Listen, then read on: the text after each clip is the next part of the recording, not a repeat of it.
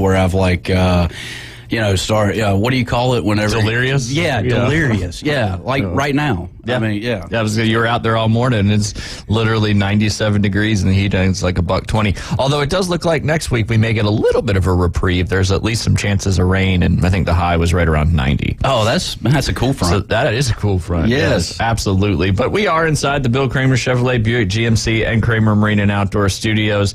You can check them out over there on 2251 West 23rd Street. All those new vehicles in stock, trade value still high. And then you can also check out Kramer Marine and Outdoors, Seaboard, Spider, Sundance, all part of that CRI boat family. And they've added those Skeeter boats because Skeeter and you got some trouble with your headphones, Jay? No, I'm good. I'm trying to guess which ones work. This one's better. I think they all work. They all do. Yeah. You would have to adjust them over there. I can turn you guys up a little bit back here. He's got a lot of wax. That's all. You need one of them cones. Yes, Yeah. you mentioned that. Oh, yes, the earwax candles? Yeah. Yes, Liam is all about those. It's the first time in 2 or 3 weeks that I cleaned that earwax out this morning. See, are you supposed to do it or are you not? Because I've heard both sides of things. So the more you use those Q-tips, the more you're shoving it down there into your eardrum. That's true. Are you really helping yourself? Now, the earwax candles, that's a whole nother ballgame. What I like to use, and I don't know if this is recommended at all, but they're things that my girlfriend uses to like put in her hair.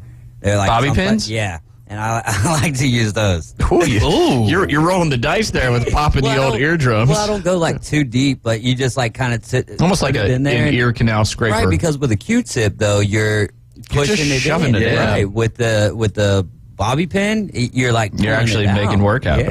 Yeah. Have you ever used the pressure water thing or whatever? No. Man, you don't. You don't want to do it? Well, yeah, you never know what you'll find. Yeah, Are you talking about the little thing that you like squeeze like that kind of, and it looks like a funnel? Yeah, well, I had went to a doctor one time because like I couldn't hear very well or something. He goes, You're using too many Q-tips? Yeah, and so he gets this pressure thing out with water, and the next thing I know, like this was when I was in South Georgia, so there was like 7 gnats come out of my ear. Yeah, it was bizarre. Man, that's wild. Wild times. Those candles, though, I think work pretty well. Yeah. I've never done them, but the kids and Beth have, and seems to help. Yeah, That's for sure. yeah. I wonder how much earwax Liam and Ryan could have built up, though, right? Yeah, I don't know. Compared to Jay and myself and yourself. Yeah, man, you got gnats. Yeah, gnats in my ear. Flying out. Just flying out. Hey, David, yesterday in our staff meeting, you know what we talked about? Oh, man, I have no idea. Donkey ball. Oh, really? Yes, we're talking Are about y'all bringing it to Bay Point? We're thinking about it. Creating a donkey ball field. Hey, I mean, if you could drive carts on the green, you could drive donkeys. It'd be perfect where the stage was. For the record, you can't drive golf carts on the green. Yeah. Yeah, right there across in the park. Yeah. Donkey Ball Stadium. It would be, Donkey man. Ball Stadium. Oh, that's good. We had such a good laugh over that, man. And then we're explaining to Bill, our assistant pro, what donkey Who's from ball San was. Diego. Yeah. Yeah. Well, now he's from He's from New England. Yeah. The Boston area. Right. But anyway, yeah, and then the donkeys could go mow your grass and fertilize your golf course after playing some donkey ball. There you go. Win-win situation. That is a win-win if I've ever heard of one. Really cuts down on the cost. That's true. Yeah. I don't know how much a donkey costs, but I'm sure we could get some. Yeah, I'm sure. Might be cheaper than the gas for the lawnmowers. I would hope so. I mean, you still you got to feed them. I mean, you buy the donkey, but then you got to feed them. Yeah, you just let them eat the grass on the golf course. They mow your true. rough. That's true. Let's go. Yeah. Like goats, right? Yeah.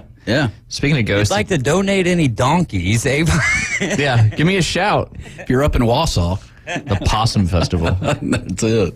Yeah, and Dustin wasn't even in our meeting yesterday, and he's the one that has attended the Possum Festival before. We need him to call in and talk about the Possum Festival. Yeah, Yeah. I don't know. The ins and outs of what transpires. I feel like David knows it. I haven't been to it. I'd be. I think you got to eat a little roadkill to get in.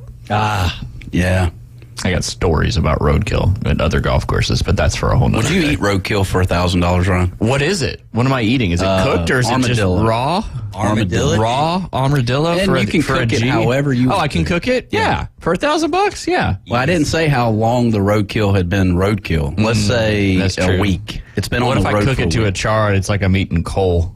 Does that count? That counts. Okay. You would do it. Yeah, for $1,000? Yeah. It's been gone a week though. A week? A week.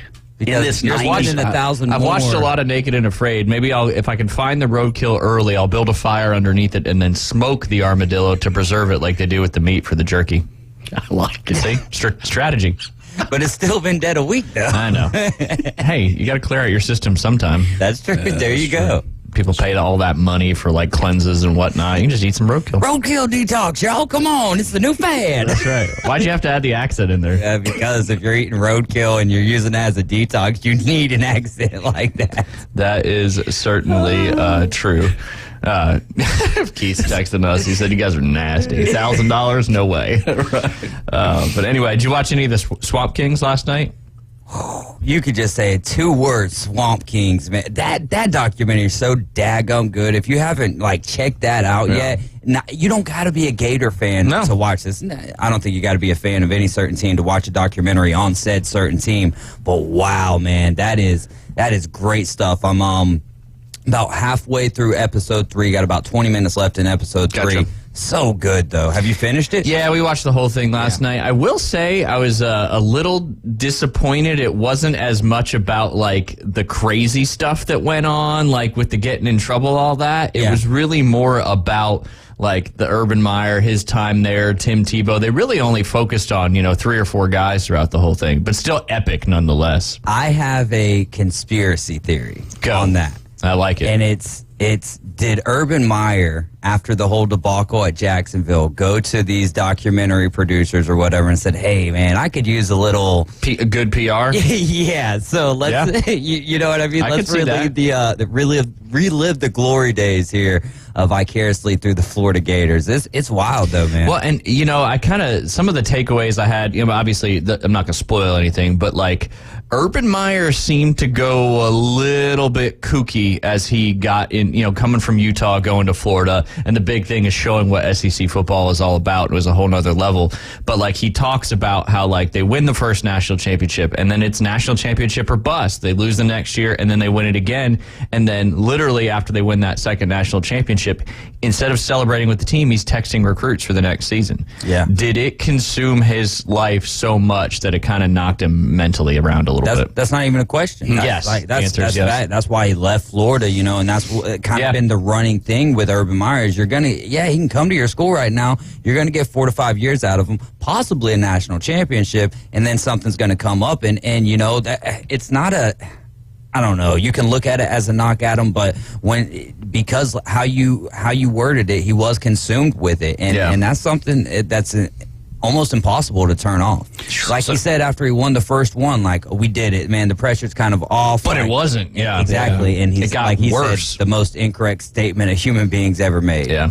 So he left Florida on medical. Was it medical? Yeah, it was medical stuff, and you can kind of see after watching this documentary why. Yeah. And then he went. He was in Ohio State from 2011 to 2014. Again, I think he won that national championship in 14, and then he went. He was a broadcast commentator there for a while, and then he had the 1-year stint with Jacksonville, which was did they go into Urban after?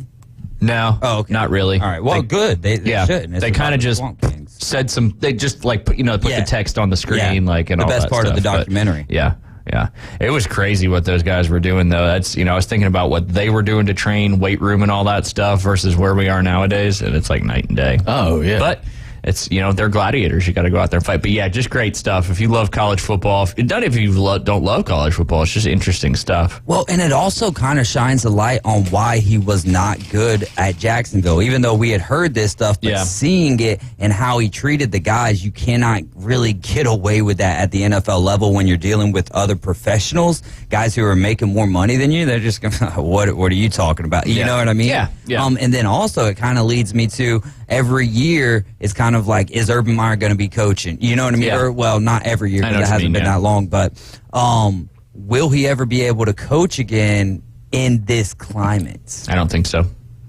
I don't think he coaches again at any level. Yeah. Unless he's coach. I don't know if he's got any kids, but there wasn't an administrator. There wasn't any kind of shenanigans going on in Florida with. I mean, Urban people Meyer? were getting arrested left and right after they won that first national championship because they were loose and partying a lot. And then that's kind of what helped that second season. They just didn't have quite the control is probably not the right word, but they didn't have the same mindset and mentality where Leadership. it was leadership, win at all costs. They lost a couple guys. What was his, the not Willis. Brandon Seiler? Seiler. I don't know why I said Willis. I saw Okay. the I and the L. Yeah. And then you have the emergence of some of these new guys. And then I didn't realize, obviously I didn't kind of follow college football back then as much as I do now, how highly recruited Tim Tebow was. Yeah. Yeah, he was going to, obviously watching the... he obviously went to Florida, but yeah. Well, but he was, Bama, USC, Ohio State, I believe, was in there as well. Yeah. Did he create the jump pass? He created the jump pass, right? He didn't. They called it, and that's kind of what made it famous. Oh, okay. Okay. Yep, in that game. I forget which game the first one was. I just watched it last night. You'd think I'd remember. Yeah. But I'm excited. Coming up at 11:20, we're going to have a very special guest, Max Staver. He is the owner and lead coach of QB Vision, and their headquarters is up there in Nashville, and I'm looking forward to talking to him specifically about what they do, his story, which is a pretty awesome story, and now how they're so in tune with the recruiting process and how what you need to do to get in front of the right people, and excited to hear his story and pick his brain a little bit. We'll have him at 11:20, hopefully for two particular segments on that one. Alan, how are you doing? I'm good. I just wanted to step in and slander the Gators real quick. Go for it. Yeah, the controversy during their time probably was Cam Newton, but they won't mention that, I'm sure. No, they didn't even talk about him at all. Yeah. He got erased from the books.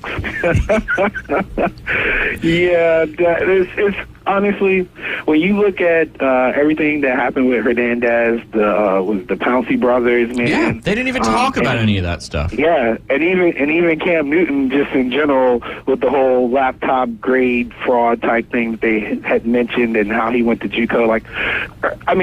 At the end of the day, Urban came in with a certain level of morality and realized that in order to win and be successful, he had to sell his soul a little. And I think that's what ultimately drove him crazy, is just that conflict of what's right and trying where do you to draw the line at win at all costs? Yeah.